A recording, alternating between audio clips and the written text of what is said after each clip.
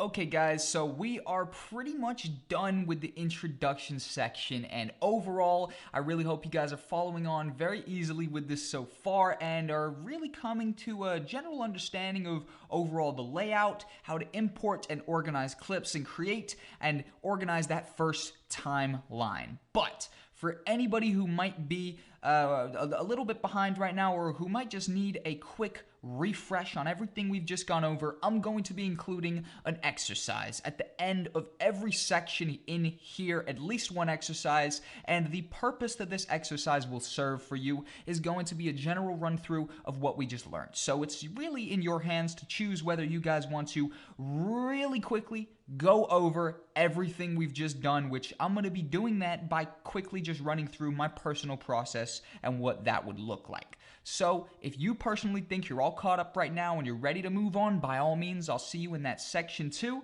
But for anybody who needs a quick refresher, by all means, we're going to be jumping straight into it. So without further ado, let's just go ahead and delete what we've imported so far and start off straight from scratch. I would have just right now created my new project right here, our Premiere Pro example. Again, you can quickly do that when you load up by pressing create new project, or if I was in here and I wanted to create a new one, I would go new and then project. But we're already in here. I'm pretty confident you know how to create a project. That's very basic. So we're going to start off from what we'd look at when we just open up. So boom, we've just created our new project. We've loaded up. What I would do immediately is open my clips. Now I've just used those. Obviously, I'm not going to go through the exact same clips. So if you are following through with the exercise, it's not going to be super boring and basically the exact same thing that you just saw. So instead, I'm going to go to Prism Noah, and this is some clips that my friend Noah got, just so I can just add a little bit of different footage for you. I'm not going to bring a full 14. Yeah, go on. I'll throw a full 14 clips in there.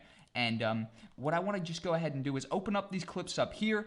My homie Noah is shooting on the Panasonic GH5, so these clips are looking movie quality. And what I would do when importing these guys, remember, first off, is I would import all of them, and then I would create folders based on what type of clip they are. So I'm going to create 3 folders. I'm going to go B-roll, then I'm going to go DJs, and for this one as well, I don't know if there will be any intro shots there, so I might just get away with these 2 folders. So for example, B-roll is definitely this Budweiser right here behind the crowd on the phone.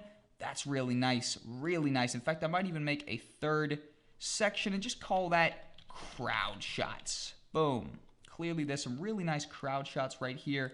And I'm going to go ahead and open up these. So this is a bottle sparkling. We could throw that under B-roll as well. And we could get this confetti shot that's going on here.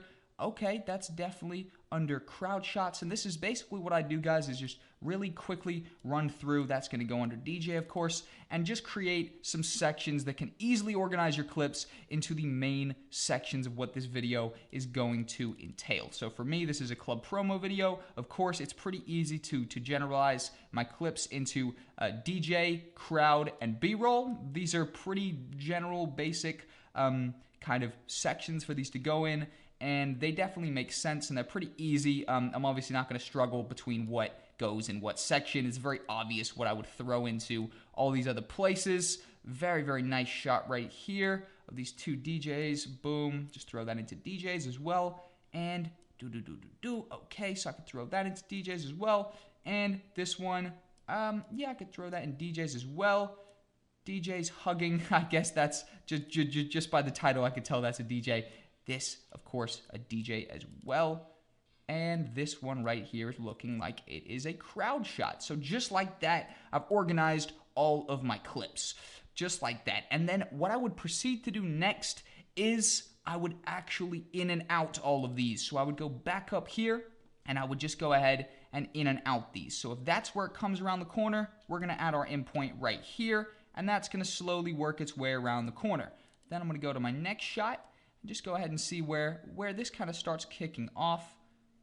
Oh, okay. So the idea for the in and out points is, like I just said, is just to grab the ideal sequence. So right here, you see I like that. If we go ahead and press Shift I, so if we're way over here and press Shift I, that will teleport over here to the beginning of our in point. Just like if we had an out point over here and we were here and we press Shift O, that would go directly to our out point. But this is a nice point where it starts.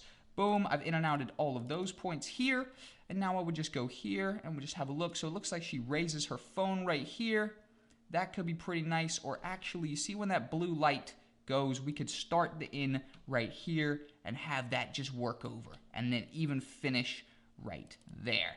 And again, it really is a pretty basic process. Once you kind of get the ball rolling, boom, you just see kind of a nice highlight in whatever clip you guys are working with in particular. And you see just some nice thing happen. For example, here, it looks like there's some silhouettes. We could wait until there's a nice silhouette, or until a nice piece of light comes up like that, which is just kind of a nice, interesting thing about the clip. Just like that, that's a really nice, very highlighted scene where the whole crowd and the stage kind of lights up, and boom, I like that with the hand kind of working its way. You see right here, you can see this hand is working its way through. That's, it's okay actually. We could probably find something nicer just like that. There you go. So that's pretty nice. And it looks like this guy is kind of throwing his hand up, so we could go here to the beginning of this kind of movement right here. Boom. That's going to look very nice. Proceed. It looks like she's clapping her hands here, so we could go to where that clap kind of connects right there.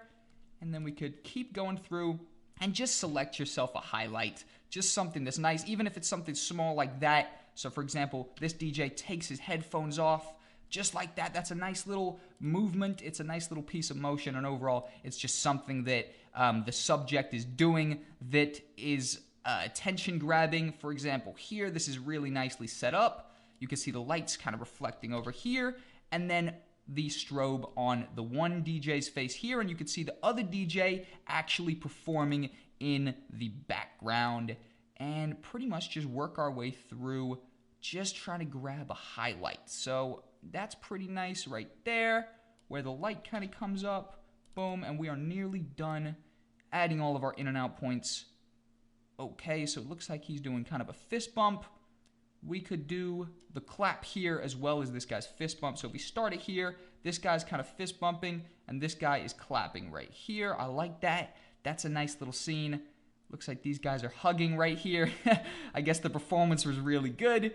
And I could start it where this light comes in. So you see, I'm really just looking for something cool that's going on, and something that's cool that's affecting my subject. So whatever you're filming is your subject. Boom. So we started the other clapping scene where it connected. Now we could start far away before it connects, and just like that, I have in and outed all of my clips. And that right there is my introduction process that I would go about. Of course, actually, let me just go ahead and create a sequence by dragging one of my clips down here to this guy, or simply into the timeline like this, and that is going to create me a brand new sequence.